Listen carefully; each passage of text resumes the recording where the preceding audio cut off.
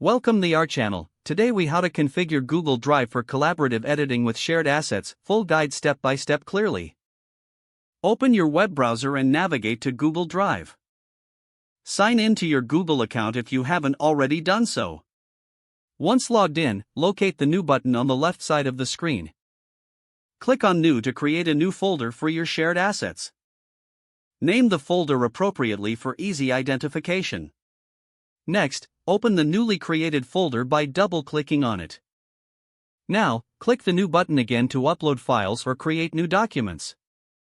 You can upload files by selecting File Upload or create a new document by clicking on Google Docs, Google Sheets, or Google Slides. After uploading or creating the necessary files, right-click on the folder. Select Share from the context menu that appears. In the Sharing Settings window, enter the email addresses of the collaborators you want to invite. Adjust the permissions by clicking on the drop-down menu next to their email addresses. Choose between viewer, commenter, or editor, depending on the level of access you wish to provide. Add a note to notify your collaborators about the purpose of this shared folder. Once you've configured the settings, click the Send button to invite your collaborators. Your collaborators will receive an email notification with a link to the shared folder. To manage their access later, you can return to the sharing settings by right-clicking the folder again and selecting Share. If you want to allow anyone with the link to access the folder, click on Change to Anyone with the link. Now, inform your collaborators about how to access the shared assets. Encourage them to check the folder regularly for updates and new files. As collaborators make changes to the documents, everyone will see these changes in real time.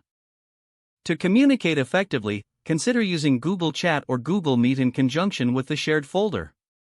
Remember to check the version history in Google Docs, Sheets, or Slides for any important edits or changes. Regularly revisit the sharing settings to ensure that the correct people have access to the files.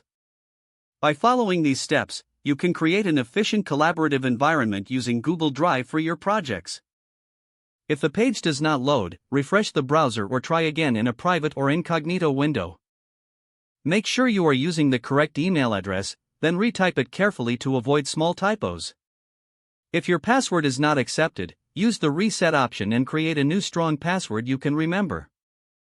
Check your spam folder for verification or security emails, then enable two-factor authentication if available to improve account security and reduce unauthorized access risk. Don't forget to like this video and subscribe to our channel for more step-by-step tech guides.